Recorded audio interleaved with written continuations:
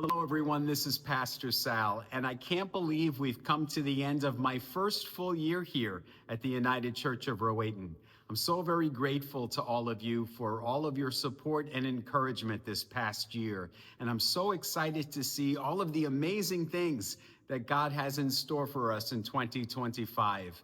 But before we look forward, let's just take a moment to look back in gratitude on all of the blessings we received in 2024. I arrived back in January to a warm and extravagant welcome from all of you. On my first Sunday, we were blessed with a beautiful dusting of snow to christen the new year and a new beginning for our church. And then we were off and running. Our Sunday services soon started attracting many new and returning faces. And it wasn't just on Sunday mornings.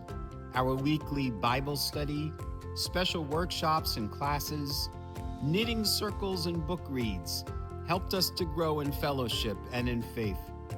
In just a few months' time, we officially welcomed 13 new adult members and 14 confirmands, for a total of 27 new members to our church. Our Sunday school program continued to thrive under the direction of Val Harden, our Director of Christian Education. And in March, our fifth graders received communion for the first time, along with a Bible and a blessing. Our Board of Christian Outreach continued their good work, facilitating successful drives for school supplies, underwear, and Easter baskets for area families. And our caregiving ministry got together to prepare meals for people in need in our community. Our Lenten services for Ash Wednesday, Maundy Thursday, and Good Friday were also deeply meaningful, leading up to the joy of Palm Sunday and Easter morning. From sunrise service at Bailey Beach to worship in the sanctuary, nearly 500 people of all ages joined us on Easter morning, followed by our annual Easter egg hunt. Then on April 21st, our UCC conference minister, Reverend Darrell Goodwin, came to the United Church of Rowayton for the first time to officially install me as the third settled pastor in the history of our church. The mayor and state senator shared proclamations, followed by a nice article in our local Rowayton's Currents magazine, too.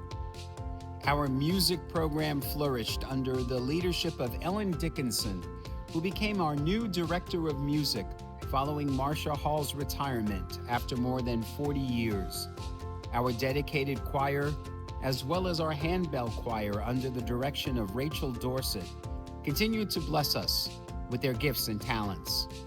In the spring, we celebrated Earth Day. We honored our Girl Scouts and our high school seniors, and we wore red for Pentecost Sunday. And our annual spring barbecue was another great success. This church really likes to eat. In May, we marched for the first time in the Rowayton Memorial Day Parade, and I was honored to bless the fleet and sailors at Norwalk Yacht Club's commissioning of its 130th season. In June, I was invited by Norwalk's mayor to give a blessing at the raising of the rainbow flag in front of City Hall for Pride Month, and I joined our fellow affirming clergy for Pride in the Park in neighboring Darien. This summer, we continued to show our support for Shakespeare on the Sound, and we hosted a standard room-only concert in Livingston Hall by the incredible Music on the Hill Choir. On the last Sunday in June, we kicked off the 25th season of outdoor worship in Pinckney Park. It was such a joy to celebrate each Sunday with our friends from the Rowayton United Methodist Church and the community at large. But this summer will mostly be remembered for the once-in-a-generation roof renovation at the United Church of Rowayton. This extraordinary undertaking could not have been made possible without your generous financial support, so thank you to all who contributed. All this attention on our roof renovation brought a record number of new visitors to our church's website. And thanks to the efforts of our Director of Communications, Bill Peltz, we saw an increase in the number of new subscribers to our church's podcast and YouTube channel, where our Sunday worship videos received close to 20,000 views just in 2024. In September, we returned to inside services in the church as we kicked off Rally Day, followed by our annual ice cream social. And we began a new church programming year for our Anchors Youth Group and confirmation classes. In October, we held our annual Blessing of Animals, giving thanks to God for all creatures, great and small. In November, we held our community Thanksgiving service, where we honored our hardworking roofers.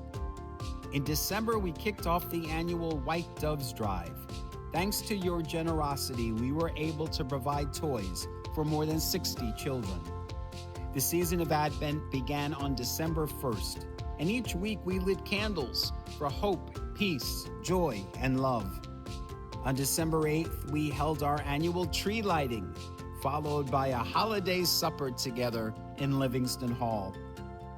Later in the month, we hosted Shakespeare on the Sound, who performed Charles Dickens' A Christmas Carol. And Music on the Hill led us in a community sing of Handel's Messiah. On the third Sunday of Advent, we celebrated the joy of the Living Nativity pageant, where the Christmas story came to life. All of this leading up to Christmas Eve, where more than 500 people came to worship with us. What a year.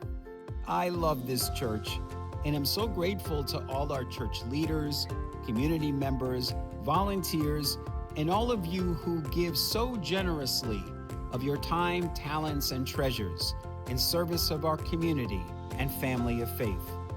Thank you for your kindness, your joy, your support and encouragement of me and of one another.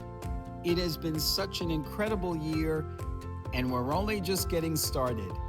I'm so excited to see all of the amazing things God has in store for us in 2025. For everything that has been, we say thank you. And for everything that will be, we say yes.